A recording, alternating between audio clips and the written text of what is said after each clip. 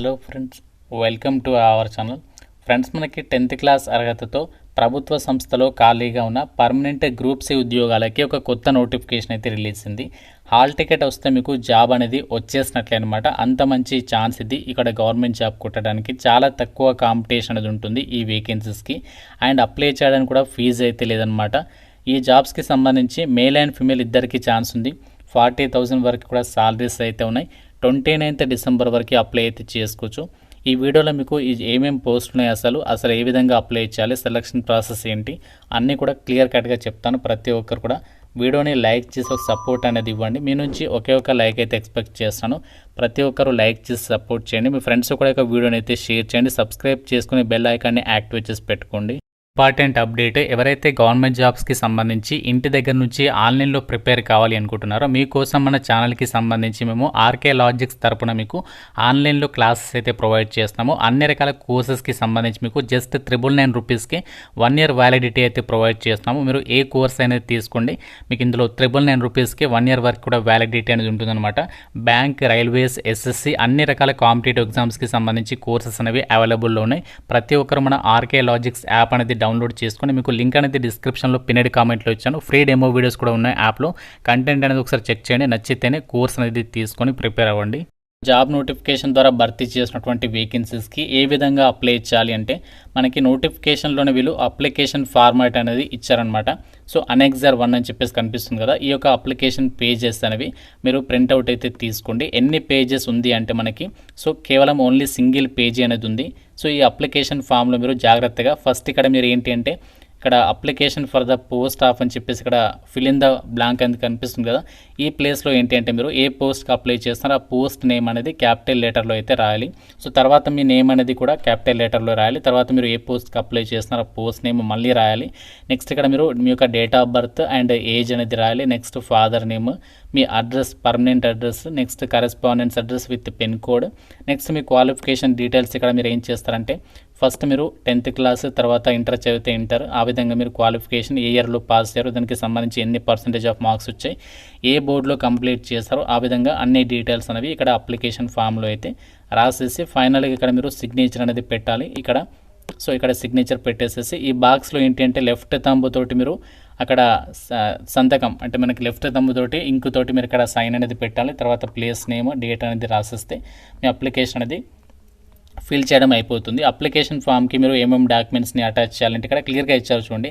So మీరు application ఫామ్కి ఏంటంటే మీరు మీ యొక్క ఎడ్యుకేషనల్ క్వాలిఫికేషన్కి సంబంధించి డాక్యుమెంట్స్, అలాగే ఆధార్ కార్డు అండ్ మీ యొక్క క్వాలిఫికేషన్కి సంబంధించి డాక్యుమెంట్స్తో పాటుగా మీ యొక్క క్యాస్ట్, అలాగే ఎక్స్పీరియన్స్, ఏ పోస్ట్కి అయితే ఎక్స్పీరియన్స్ అడిగారో ఆ ఎక్స్పీరియన్స్ సర్టిఫికేట్, ఇలా అన్ని అప్లికేషన్ ఫామ్తో పాటు మీరు 2 ఎక్స్ట్రా ఫోటోగ్రాఫ్స్ని, పాస్పోర్ట్ సైజ్ ఫోటోగ్రాఫ్స్ని అన్ని కూడా అప్లికేషన్ ఫామ్తో పాటుగా మీరు పంపించాల్సి ఉంటుంది. ఏ అడ్రస్కి పంపించాలి అంటే వాళ్ళు ఇక్కడ నోటిఫికేషన్లో అడ్రస్ అనేది మెన్షన్ చేస్తారనమాట. సో ఈ అడ్రస్కి ఇది మనకి ఎన్వలప్ కవర్ ఉంటుంది కదా, సో ఎన్వలప్ కవర్ పోస్ట్ ఆఫీస్లో ఇస్తారు, అడిగితే ఇస్తారు. అది తీసుకొని ఇక్కడ మీరు application for the post of అని చెప్పేసి ఏ పోస్ట్కి అప్లై చేస్తున్న పోస్ట్ నేమ్ రాసేసి లెఫ్ట్ సైడ్లోనేమో మీ అడ్రస్ రాయాలి. అంటే ఇక్కడ ఏ విధంగా ఉందో మీ యొక్క హౌస్ నెంబర్, మీ నేమ్, అలాగే మీ యొక్క అడ్రస్ పిన్ కోడ్తో సహా రాసిన తర్వాత రైట్ సైడ్లో ఇక్కడ ఇచ్చినటువంటి అడ్రస్ ఉంది కదా, ఇది డైరెక్ట్ ఇక్కడ రాసేసేయండి సరిపోతుంది. సో అందులో మీరు ఎన్వలప్ కవర్లో మీ అప్లికేషన్ ఫామ్తో పాటుగా మీకు జిరాక్స్ కాపీస్ ఉంటాయి కదా, ప్రతి జిరాక్స్ కాపీ పైన మీ యొక్క సిగ్నేచర్ అనేది పెట్టేసేసి అప్లికేషన్స్ అనేవి పోస్ట్లో అయితే పంపాల్సి ఉంటుంది. సో 45 days అయితే ఇక్కడ టైం ఇచ్చారు. ఆర్డినరీ పోస్ట్ త్రూగానే మనము అప్లికేషన్స్ అనేవి పంపించాల్సి ఉంటుంది కాబట్టి లేట్ అయితే చేయకండి. అయితే జాబ్స్కి సంబంధించి నేను ఆల్రెడీ మీకు స్టార్టింగ్లో చెప్పాను కదా, హాల్ టికెట్ వస్తే మీకు జాబ్ వచ్చే అవకాశం ఉంది అని చెప్పేసి. ఎందుకు చెప్పానంటే అప్లికేషన్స్ అనేవి పెట్టినటువంటి అందరికీ హాల్ టికెట్ వచ్చే అవకాశం ఉండదు. ఎందుకంటే ఎవరైతే మిస్టేక్స్ లేకుండా ప్రాపర్గా అన్ని డాక్యుమెంట్స్ అనేవి కరెక్ట్గా పెట్టి పంపిస్తారో వాళ్ళకి మాత్రమే హాల్ టికెట్ వచ్చే అవకాశం ఉంటుంది. ఫస్ట్ అప్లికేషన్స్ని అయితే షార్ట్ లిస్ట్ చేస్తారు, దాని తర్వాత అభ్యర్థుల్ని డాక్యుమెంట్ వెరిఫికేషన్కి పిలుస్తారు, తర్వాత బయోమెట్రిక్ వెరిఫికేషన్ ఉంటుందన్నమాట. దాని తర్వాతనే మీకు ఎగ్జామ్ అనేది కండక్ట్ చేసేటువంటి ఛాన్సెస్ అయితే ఉంటాయి. సో ఆ విధంగా ఇక్కడ మీకు హాల్ టికెట్ కనుక వచ్చినట్లయితే మీకు జాబ్ వచ్చే అవకాశం ఉంది అని చెప్పేసి అందుకే మీకు చెప్పడం అయితే జరిగింది.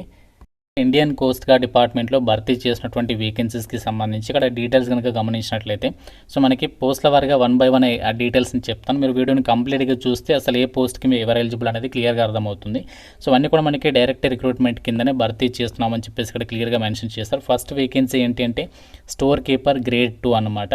సో ఇది జనరల్ సెంట్రల్ సర్వీస్ కిందకి వస్తుంది. గ్రూప్ సి జాబ్ ఇది. ఎస్టీ కేటగిరీలో వేకెన్సీ ఉంది. క్వాలిఫికేషన్ మీరు ఇంటర్మీడియట్ అనేది పాస్ అయితే సరిపోతుంది. దాంతోపాటుగా మీకు 1 year ఎక్స్పీరియన్స్ అనేది స్టోర్స్లో వర్క్ చేసినట్లుగా ఎక్స్పీరియన్స్ ఉండాలి. 18 నుంచి 25 years వరకు అప్లై చేసుకోవచ్చు. ఎస్టీ కేటగిరీలో ఉంది కాబట్టి 30 years వరకు ఛాన్స్ ఉంటుందన్నమాట. So next vacancy engine driver. So engine driver పోస్టులకి సంబంధించి మాత్రం మీకు లెవెల్ 4th ప్రకారం సాలరీ ఉంటుంది. ఇక్కడ స్టోర్ కీపర్ గ్రేడ్ 2కేమో 45,000 వరకు వస్తుంది. ఇంజన్ డ్రైవర్ పోస్టులకేమో మనకి లెవెల్ 4th అంటే దాదాపుగా 55,000 వరకు అయితే సాలరీ వస్తుంది. ఇందులో మనకి ఇంజన్ డ్రైవర్కి సంబంధించి ఈడబ్ల్యూఎస్, ఓబీసీ, ఎస్టీ కేటగిరీలలో వేకెన్సీస్ కేటాయించారు. క్వాలిఫికేషన్ వచ్చేసి 10th క్లాస్ అనేది పాస్ అయి ఉండి ఇంజన్ డ్రైవర్కి సంబంధించి సర్టిఫికేట్ అనేది ఉండాలన్నమాట. దాంతోపాటుగా మీకు 2 years ఆఫ్ ఎక్స్పీరియన్స్ సర్వీస్ సరంగ్గా మీరు వర్క్ చేసినట్లుగా ఎక్స్పీరియన్స్ అనేది ఉండాలన్నమాట. బోట్కి సంబంధించి 18 నుంచి 30 years ఏజ్ లిమిట్. దాంతోపాటుగా మీకు ఏజ్ రిలాక్సేషన్స్ కూడా ఉంటుంది. సో నెక్స్ట్ మనకి లాస్కర్. సో ఇది గ్రూప్ సి క్యాడర్కి సంబంధించి వేకెన్సీ. జనరల్ అండ్ ఈడబ్ల్యూఎస్ కేటగిరీలలో వేకెన్సీస్ కేటాయించారు. 10th క్లాస్ అనేది పాస్ అయి ఉండి బోర్డ్కి సంబంధించి సర్వీస్లో మీకు అట్లీస్ట్ 3 years ఆఫ్ ఎక్స్పీరియన్స్ అనేది ఉండాలి. 18 నుంచి 30 years age limit. General and EWS కేటగిరీలో వేకెన్సీస్ కేటాయించారు. అలాగే మనకి నెక్స్ట్ వేకెన్సీ వచ్చేసి సివిలియన్ మోటార్ ట్రాన్స్పోర్ట్ డ్రైవర్ అని చెప్పేసి వేకెన్సీ ఉంది ఆర్డినరీ గ్రేడ్కి సంబంధించి. సో దీనికేమో లెవెల్ 2 ప్రకారం 45,000 వరకు సాలరీ వస్తుంది. General category, SC and EWS కేటగిరీలలో వేకెన్సీస్ అనేవి కేటాయించారు. క్వాలిఫికేషన్ 10th క్లాస్ అనేది పాస్ అయి ఉండి మీకు డ్రైవింగ్ లైసెన్స్ అనేది హెవీ అండ్ లైట్ మోటార్ వెహికల్కి సంబంధించి లైసెన్స్ అనేది ఉండాలి. డ్రైవింగ్లో మీకు అట్లీస్ట్ 2 years ఆఫ్ ఎక్స్పీరియన్స్ ఉండాలి. మోటార్ మెకానిజంకి సంబంధించి నాలెడ్జ్ ఉండాలన్నమాట. ఇది మనకి నార్మల్ డ్రైవింగ్కి సంబంధించి, బోట్కి అయితే కాదు, నార్మల్గా వెహికల్స్కి సంబంధించింది అనమాట. సో మీ కనుక ఎలిజిబిలిటీ ఉంటే ట్రై చేయండి. 18 నుంచి 27 years వరకు జనరల్ ఈడబ్ల్యూఎస్ వాళ్ళు, ఎస్సీ వాళ్ళైతే 5 years ఏజ్ రిలాక్సేషన్ అనేది ఉంటుంది కాబట్టి మీరు ఆ యొక్క పోస్ట్కి అయితే ట్రై చేయొచ్చు అనమాట. సో మనకి next attender level job Gestetner operator peon అని చెప్పేసి ఇక్కడ వేకెన్సీస్ ఉన్నాయి. సో ఇందులో మనకి జనరల్ కేటగిరీలలో 3 వేకెన్సీస్, ఈడబ్ల్యూఎస్ కేటగిరీలో 1 వేకెన్సీ అనేది ఉంది. క్వాలిఫికేషన్ 10th క్లాస్ అనేది పాస్ అయ్యి ఉండి ఆఫీస్ అటెండర్గా పని చేసినట్లుగా మీకు 2 years ఆఫ్ ఎక్స్పీరియన్స్ ఉంటే సరిపోతుంది. జనరల్ అండ్ ఈడబ్ల్యూఎస్ వాళ్ళు 27 years వరకు, పీడబ్ల్యూడి వాళ్ళు అయితే మాత్రం 37 years వరకు అయితే ట్రై చేయొచ్చు అనమాట. నెక్స్ట్ మనకి వెల్డర్ జాబ్. సో వెల్డర్ జాబ్కి వచ్చేసి క్వాలిఫికేషన్ ఏంటి అంటే 10th క్లాస్ అనేది పాస్ అయ్యి ఉండి వెల్డింగ్కి సంబంధించినటువంటి వర్క్లో 3 years ఎక్స్పీరియన్స్ ఉన్న వాళ్ళు ట్రై చేయొచ్చు. ఎస్సీ కేటగిరీలో కేటాయించారు. 32 years వరకు ఏజ్ లిమిట్. లెవెల్ 1 ప్రకారం మీకు సాలరీ అనేది ఉంటుందన్నమాట ఈ యొక్క వెల్డర్ ఉద్యోగాలకి. నెక్స్ట్ ఇక్కడ మనకి ఏదైతే ప్యూన్ ఉద్యోగాలు ఉన్నాయో వీటికి కూడా మీకు లెవెల్ 1 ప్రకారం సాలరీస్ అయితే ఉంటాయి. అన్నీ కూడా మనకి పర్మనెంట్ సెంట్రల్ గవర్నమెంట్ జాబ్సే. అండ్ మనకి జాబ్ పోస్టింగ్స్ కూడా ఆల్ ఓవర్ ఇండియా వైడ్గా మీకు జాబ్ ట్రాన్స్ఫర్స్ లీబిలిటీ అనేది ఉంటుంది. ఫస్ట్ పోస్టింగ్ మీకు వచ్చేసి చెన్నైలో అయితే ఉంటుంది. తర్వాత మనము ఆల్ ఇండియా ఇండియన్ కోస్ట్ గార్డ్కి సంబంధించినటువంటి సర్వీస్ ఆ యొక్క ఏదైతే జోన్స్ ఉంటాయో వాటికి మనము ట్రాన్స్ఫర్ అనేది పెట్టుకోవచ్చు అనమాట.